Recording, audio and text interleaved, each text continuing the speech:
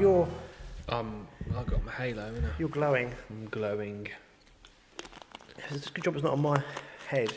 Eh? Otherwise we need a special filter on the lens. Yeah. Must be an app for that on the phone, surely. What? Like, you know, you can get like all women airbrush, don't they? You get an app where it can bald brush or something like that. What, give me hair or take it off? Just like... Stop the shine? Yeah. Yeah? So, should we start? Mm-hmm. Welcome everybody to Season 3, Episode 2 of Tales from the Tackle Shop. We had a lot of people listen last week, so that was great, so thank you for that. And we're going to continue to bore you again this week, so we're getting quite good at it. And we're in a location known as Fly Alley. God, it's horrendous, isn't it? What is it? It's not just here, it's not just the fishery, it's Pidley, Somersham, Warboys, Chatteris. It's horrendous with flies. Everyone's like, oh, they must be your flies, you had a escapee. No, they're not my flies. They're not my flies, but they're a pain in the arse. Well, they are. It's unbelievable. It's like, yeah. Where are the corpses? They must be somewhere. Where do you see them? Where do they go? I don't know. What, the corpses? Yeah. Or the flies? The flies. I don't know where they come from. We got one or two in the house, but not like this. But like you said, it's not here. It's the area, isn't it? Yeah. It's weird. It's ridiculous. Some have said it's because of there's like a compost place in just down the road here. They've said it's that, but it can't be just that for the whole area to be that bad, surely. No. And what is it with that little pond at the top of the road that is now overflowing? Oh, it's like, must be a water mains burst somewhere, mustn't it? It was doing it in like April, May. Yeah, and they sorted it, and it's definitely not because we've had rain. No. It's definitely not. So Pidley's got a fly and water problem at the minute. Yeah. It'll be okay. It's all going Pidley, mate. It's the centre of the universe. Well, you know, we've got their own mountain rescue team as well. Yeah. The Star Angler. Who? Yeah. Star Angler. Tim Bates. John Dighton. Tim Bates. Oh, Tim Bates, yeah. Who's now a stuntman, but we might get onto that later. Is he? Does he just stunt doubles and falls down riverbanks? Yeah, don't mention that. We won't mention that then, no. Right, okay, so let's get straight into some fishing-related stuff. How's the shop been this week? Whoa. Oh, sorry. Fishing-related? Okay. Oh, when Arsenal were doing well, it's all about football, isn't it, eh? Giving it to Newcastle, putting us down, eh? We are the richest club in the world, mate. Not that we're probably in the Championship next year, but we are the richest club in the world. And so you're happy? Yeah, I was buzzing. Were you? Yeah. Steve Bruce. Even I was smiling, and honestly, that takes a lot for me to smile. As you probably watch the videos, well, people that do, I don't smile a lot, but I was smiling that day. Gav Wright will be happy. Oh, you will now. Yeah. You're always miserable, you are. I thought, dealing with people like you, no wonder I am. But, no, so that's... although we're in the relegation zone, football's looking a bit more... Might start watching it a bit more. Do you think Steve Bruce is going to stay in position for very long? No, I feel... he knows that he's going to be gone. Unless he might have already gone now, because they're having meetings and stuff now. So, thing is, you know, we've got till January until we can buy players and stuff like that, but we'll see, won't we? It's going to be interesting. I just think you're just going to, next 2 seasons, you're just going to take over the world, aren't you? I don't think it'll be all of a sudden we're going to be challenging for Champions League. I think it's going to take a little while for that to happen. About a week? Well, you know, you never... Messi, Ronaldo, they'll just... No, they're all has-beens. You want your next Messi or next Ronaldo, your Mbappes and things. Yeah. I just like to see Newcastle win something, you know, play decent football, because it's bad enough when Leeds are playing and my dad's like, that's how you play football. Look at boring Newcastle, and he is right. Do you know what I mean? I'd rather watch someone that actually tries. Well, you brought Joe Willock. That was Yeah, but he's a tidy player. Yeah, I couldn't get the Arsenal team, could he? But well, no. But then again, it's Arsenal, though, isn't it? Yeah. Never mind. So there's another place down the league will drop when Newcastle come shooting past us. Hopefully, yeah. That's good. So that's made you smile. Yeah. So you can't fish anymore, but you're Newcastle can't fish fan base. anymore. I never have been able to fish. I thought I was going to see your name in headlights for the March Open, but we'll come on to that later. Team comes first. Right, okay, you're sacrificing. To be fair, it didn't fish that well though, did it? Not as well as I thought it would have done. Kind of need a flush through before that big match, don't you? Need some rain. Yeah, I think we need some cold weather as well. That's what we need. I know it sounds silly. From a selfish point of view, for fishing purposes, we want it to get cold. But for business purposes, long may this weather continue because it's awesome, isn't it, at the minute? Well, I've come down this afternoon. There's quite a few people pleasure fishing out there. Yeah, Mondays is always fairly quiet, isn't it? But it's beautiful out there, isn't it? I was on Rutland yesterday. It was halo with the sun behind me. Look. Something funny going on that camera because it's not focusing on you. You're in shadow. Look, you've got a big shadow, and I'm like the halo. Look at the autofocus thing there. God knows what it's going to come out like. But it's because I'm moving. You're like... I don't know. It's because you're glowing. You've got this aura about you. Yeah. Right, let's get going. So earlier, Bob Nudd came in and had a quick chat with him. And I'm going to talk about this for two reasons. Because the first one is we'll just revisit the Browning event that's on the Saturday, October the 22nd. Or 23rd. We had this problem last week. It's the Saturday anyway, that weekend. Saturday I think it's the 23rd. 23rd. Yeah, so Bob said he's going to be fishing and giving out the prizes at the end. Yeah. Here at Rookery Waters, at the tackle shop and the CAF. So I've already harassed him and said we'll get him on some form of media. Might get him on a part of the podcast, do a separate podcast. We're not quite sure yet what we're going to do, but we'll work this out as we're going through. So we'll have Bob Nudd on part of something, which would be good. Maybe you could do like, you know what you did for the March Open, the live March Open. Maybe you could go down and harass some people on the way in or something like that. Yeah, we could do, couldn't we? What, here? No, because he'll be at March, won't he? But then I need to get here for this. Oh. If the presentation's here. Maybe you could speak to him in the morning and then come back. I don't know. We'll sort something out. Yeah, we'll sort something out. So we'll probably have quite a bit going on the YouTube channel by then, so that'd be good. I'll come back to Bob Nudd in a minute when I remember YouTube channel. YouTube channel's growing very nicely, so if people could just promote it and just tell other anglers about it, that would be really appreciated.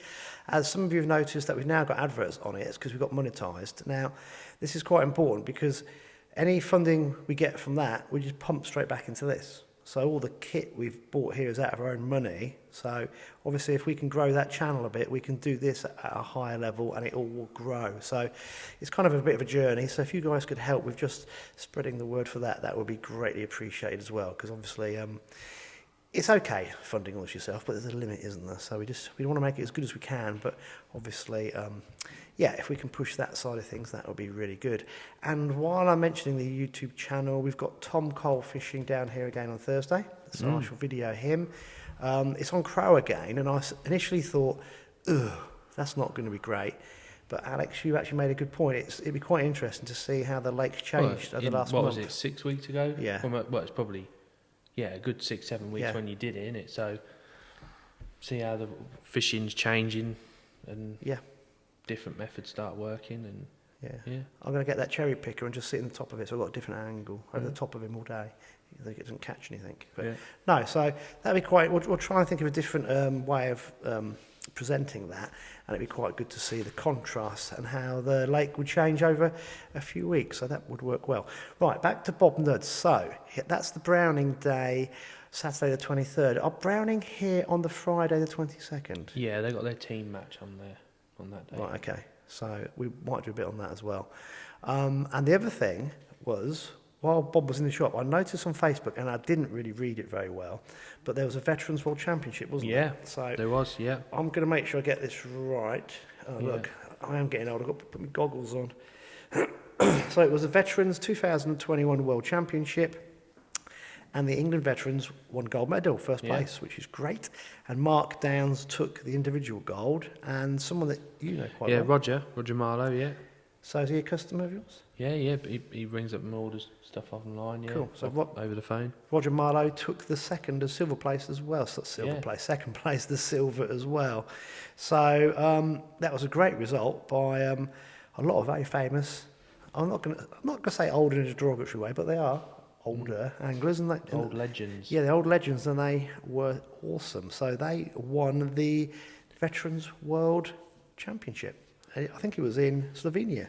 While we're on about old legends, I think we should mention the March Open. Do you want to go straight into it? Yeah, I love the link, don't you? Go on then. Yeah. Like radio here, isn't it? So smooth. Yeah, it just Seamless. Just comes like that. So yeah, Morris Mobbs, 90. I think he's 90. 91, I read. Yeah, I've known Morris a few years and that, and when I used to work for Mick Dant, obviously he worked for Mick Dant for a long time, and he sort of showed me the way round, different routes and bits and bobs for a couple of weeks, and he's just he just keeps going. You know, it's amazing. I think Steve Clark did a post on Facebook about him.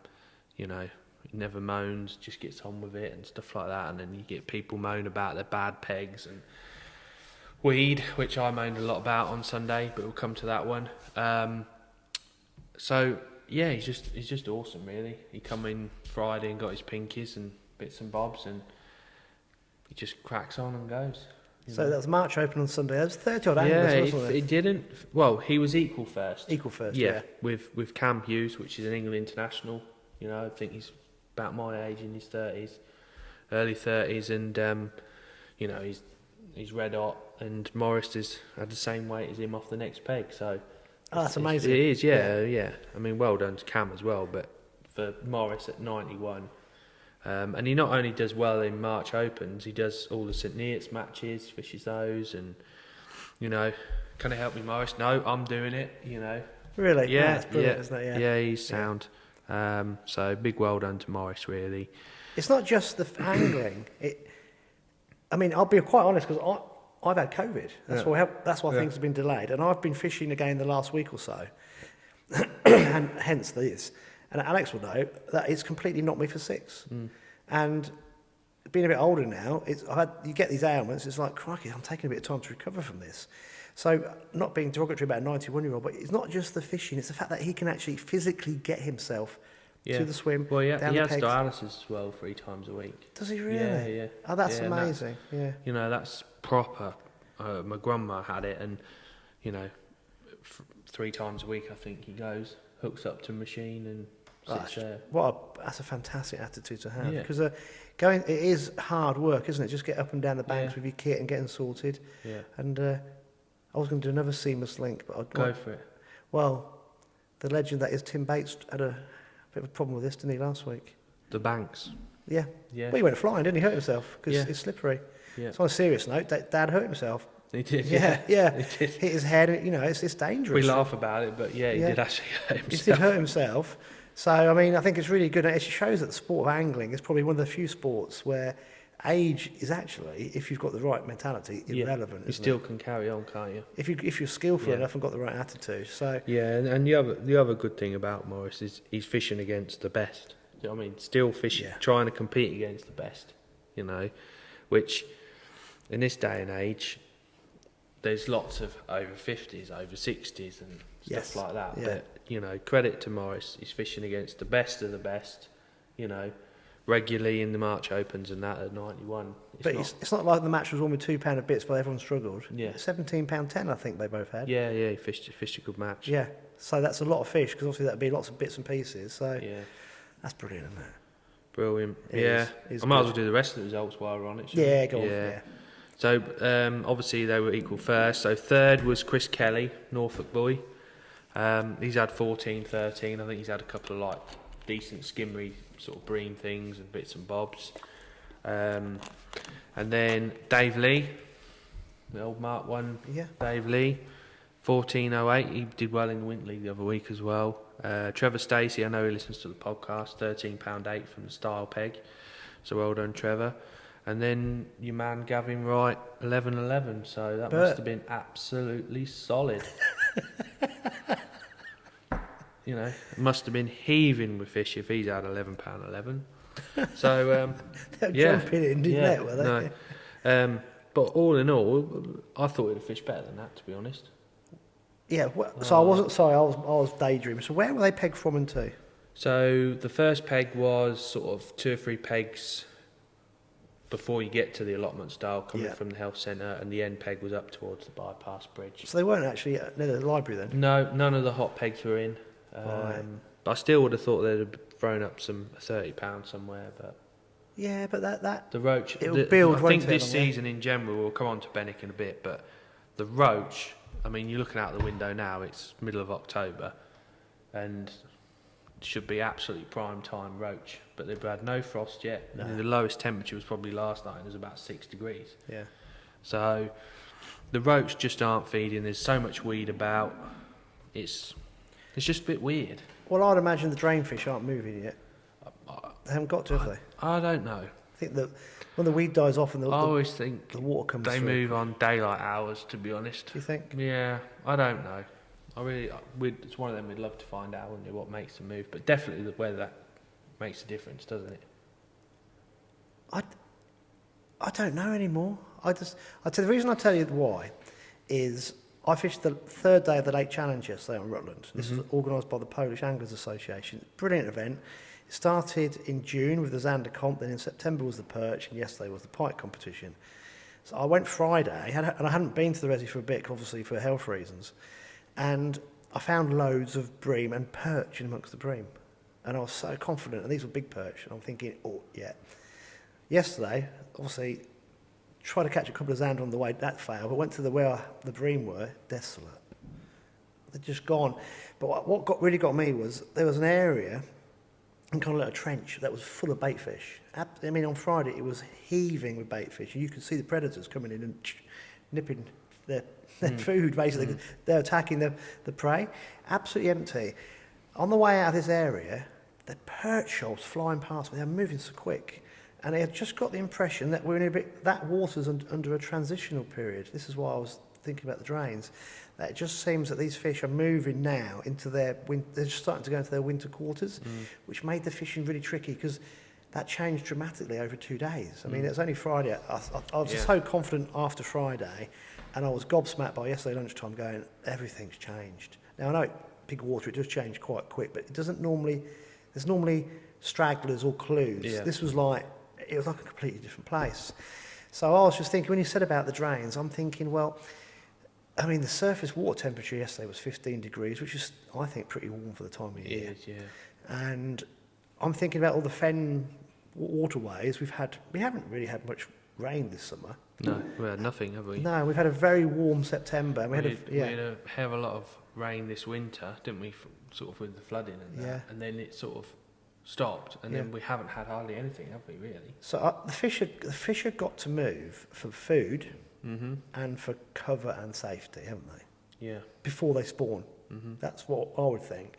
If you're a silverfish, they're going to move for food and cover and safety, and that's why they all flock into March. Is because it's cover and safety, whether it be from the cormorants or whatever, or the other predators.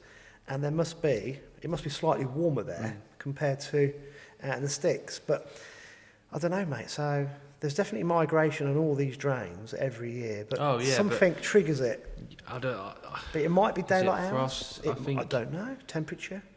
Is it a combination of lots of different things? I don't know. It just feels at the minute that it doesn't, like, we're going into the second round of our Winter League this Sunday, and it doesn't feel like it's Winter League time of year. No. Do you know what I mean? It doesn't. No. It just feels weird. Everything's just gone so quick, and it's like, normally it's raining and... We've got shorts on. I know, yeah. It is still very mild. And yesterday I was motoring around, a bumblebee come across the water, and you're thinking... Oh, these flies everywhere. They're hatched from somewhere, haven't they? They're lifting potatoes and sugar beet in a minute, and normally the roads are an absolute mess, and I mean a mess where, they're pulling stuff out and machinery's got mud everywhere. You can't even tell they've been, apart from the flies. And the corpses, the Pidley corpses. Yeah.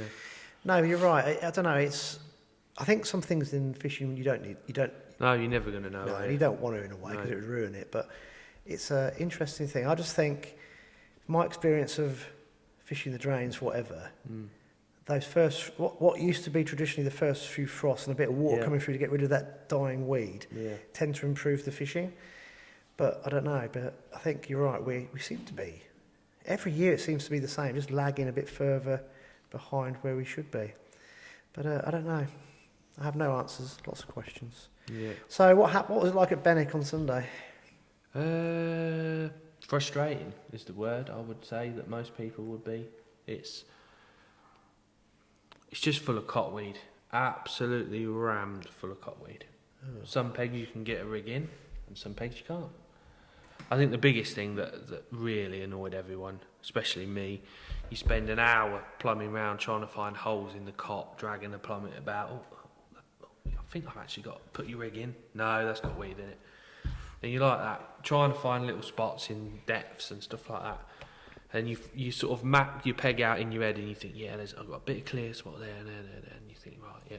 Anyway, you start the match, whistle goes, you feed all your lines, catch a few, start catching, and then round the corner comes a boat. Got headbutted by a fly. Yeah, the boat comes round the corner and moves it all, and you yeah. go, I've just wasted all morning setting all these rigs up on plumbing the depth in all these holes.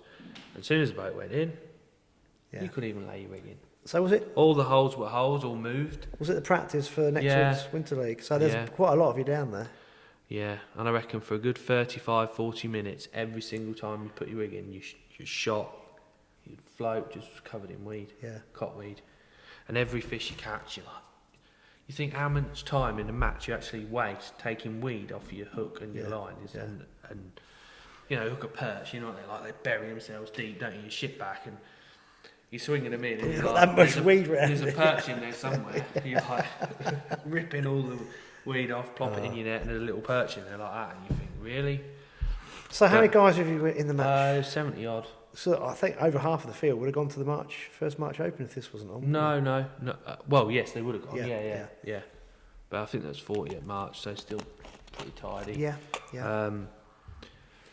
So yeah, it was a frustrating match really. Personally, I had a few bites, some small little fish. There was noticeably not many roach about.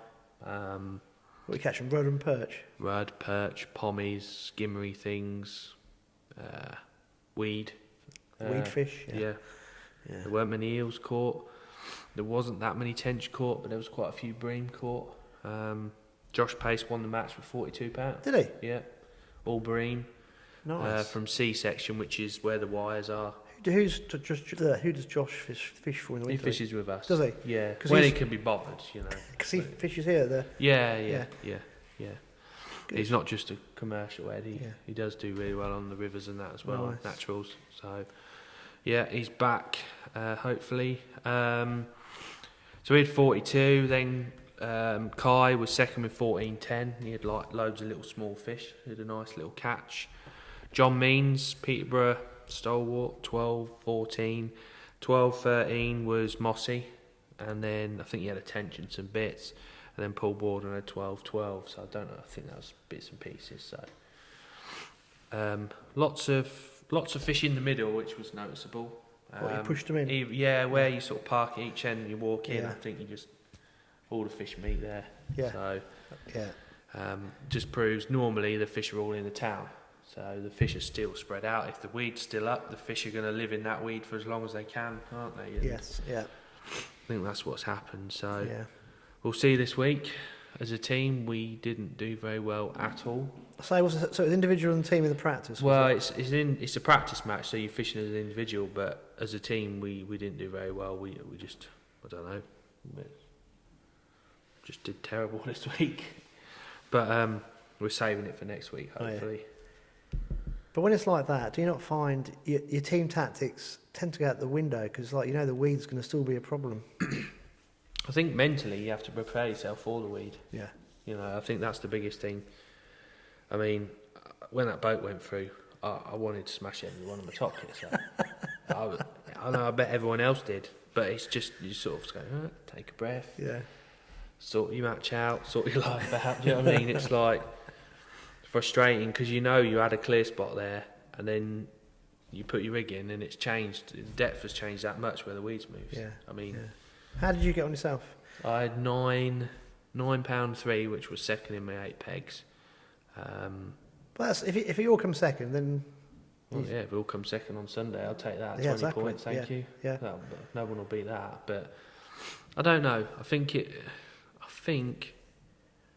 that it was a little bit patchy in areas. So there might be one team draw that stands out, or I think maybe the team that just gets it right tactically with, you know, might be sort of a real low score, and then a couple of the rest sort of quite close. Yeah. So who knows? Hopefully, we need to do some. We need to be in that top 2 this week. So yeah. So is it? It's not even going to be down the draw like you said, is it? It's just going to be lap of the gods. I think it's going to be a very close match. There's a few sections with a few features that make a big difference. Right. Okay. Yeah. MPEGs as well. They're a proper gimme in weather like this. I mean, I was lucky. I had people not fish their pegs next to me, so I had empty pegs that side, and I had Godders on my right, chewing my ear off all day. So that was enjoyable. So yeah, it was what it was. Yeah. Just got to make the best of it, haven't you? It's going to be a proper team match. It is. I mean, yeah. Scratching around and helping each other around. So during the day, will you actually contact each other by phone as the match is going on? Not normally, unless it's absolute dog shit. You had a bite? No. Yeah. No, sometimes I think people ring when you're in the zone and you're catching small fish like that. You haven't got time to be ringing people. You can pretty much see what's going on. Yeah. I know there's eight in the section, but you know that the MPEG's probably going to beat you if you're not on the MPEG, because that's just what happens.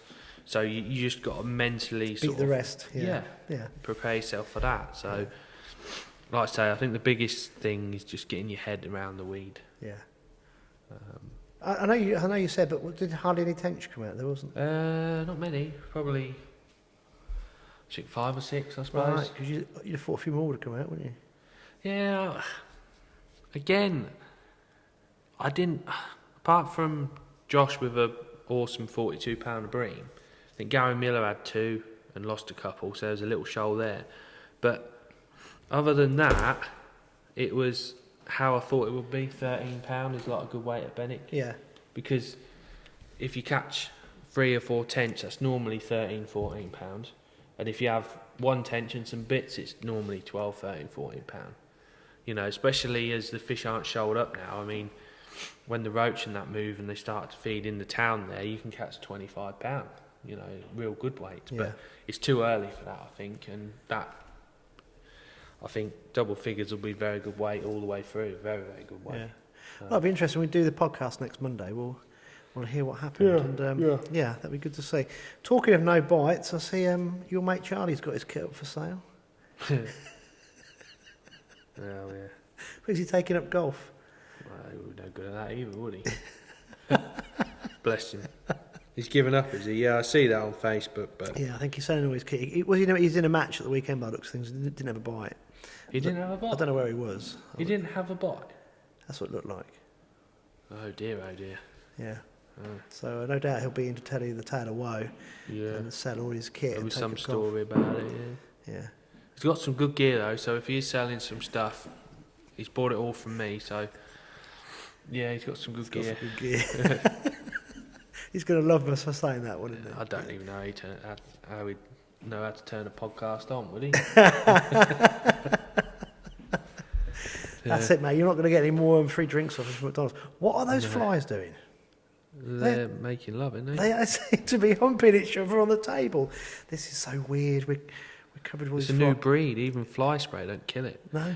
Tesco's haven't got any fly spray. They were humping just then. Yeah, I know, yeah. What is going on? Must be you. Must it? I think they like this. Must be I don't know. Sit here all day trying to kill him. It's been a very bizarre afternoon, isn't it? It's going to get more bizarre as I drive to Lincoln to do the... Yeah. Oh, yeah, I'm going to Lincoln for my take 2 of the Pike See Anglers. another little link there, you see? Yeah, take 2 of the Pike Anglers club talk. So I'll leave in about 45 minutes time after we've done the weekly update. So trog over to Lincoln and take 2 of the talk. I'm not going to go into the ins and outs, but I now have a projector that I've purchased that works on my laptop. So I'll get that done and dusted tonight, so that will be good fun. Sounds. Cool. I don't even know why I mentioned that, but it obviously was bugging me.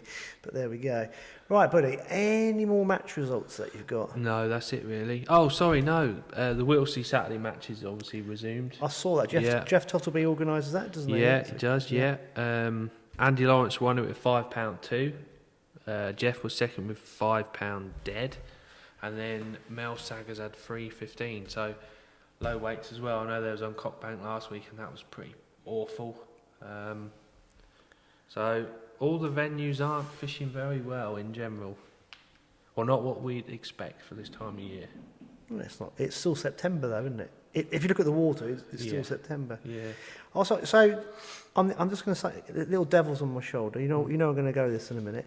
So back to your matches with the weed. Are you allowed to use the weed rake? No. Oh, I thought that's why Bob was in here. No, he's already bought one. Oh, he's already got one. Yeah, Is it? yeah, Oh, yeah. yeah. Did you give him a special one with you? Yeah, personally signed, yeah. By Millhouse. Yeah. Yeah. Yeah. You can see where I was going with that. Yeah. Oh right, so you can't even drag out some of this crap either. No. No. But to be fair, I think raking would help a little bit, but like proving with that boat, the boat went through and it all just filled up again with weed. Well, you know what you all can do? You can all blame Kai. Why? So that's Environment Agency's fault for not flushing it through. Just wind him up. Yeah. Yeah, Well, he'd like that. Yeah. Yeah. Bless him. Yeah. Yeah. Got to blame someone, haven't we? Yeah. You've got to blame somebody. It's blame culture. Normally me. I normally get blamed for everything. So. Right. So Oh, what? Dear me. that's the main man, look. Bob Fitzjohn, look. Cheesy Bob, he wants to be on the podcast. You should have answered it. That'd been quite funny. Hello, Bob here. All right, yeah. Right, mate. So we've had a little scout around Facebook for some matches, and there's not a great deal going on, really, is there? No, there isn't. It's obviously the matches on commercials and that are still going. Still, fishing well, decent weights. Fish are still feeding. The fish look really good at the minute. They got their winter colours on them. Yeah. But the lake's still, got that green colour, the algae bloom still. Yeah. So, yeah, fishing well. So we're going to try and get some more match results announced next week. We've seen kind of there's some matches going on, but they're not. The numbers aren't very high at the minute, are What's they? that? So locally, I mean, some of the clubs, it just seems to be just picking up. It's the weather. I think everyone still thinks it's summer. Yeah. Nothing's really kicked in gear yet, has it? It's, No. It's mad, absolutely mad. I noticed Whole Beach have been having a few. Yeah, they're getting some cracking weights, aren't they? Yeah. So I think we'll start having a good old scan next week onwards and getting the match results. But if anyone's got a club out there that wants mentioning, just let us know. Get in touch with us, and we shall start doing that. But apart from that, I think we've drawn to an end, haven't we? Yeah. I think maybe we'll perhaps do some. Like in the first series, we did some rigs and different bits and bobs, and we'll come on to that, can't we, as we go through. Yeah. And different new products maybe and ideas and stuff. So. Yeah, like I said last week, we will start getting some guests on, but we're just kind of getting warmed up, aren't we? Yeah. We could have got Pete on, couldn't we, from upstairs? Yeah. Yeah, with his Browning hat. I mean Gary Glitter. That's his nickname. Does he know that? Yeah. Oh, Yeah. oh, good. That's his second name, Gary. Is it? Oh, he came down here about an hour ago, didn't he, with the Browning hat on? That was quite funny. Yeah. But, might see it on the thumbnail. Yeah. Right, buddy. I think we've drawn this to a close then. Yeah. Cool. Now, before I finish off, thanks to everyone to listening to us drone on. Things will pick up as the winter season gets more into full flow, but it's all a bit transitional. I think that's the key word at the minute, and we'll see how things are going. Okay, well, thanks to everyone for listening. This has been Tales from the Tackle Shop and Alex's Phone, a Feather and Fishing TV production.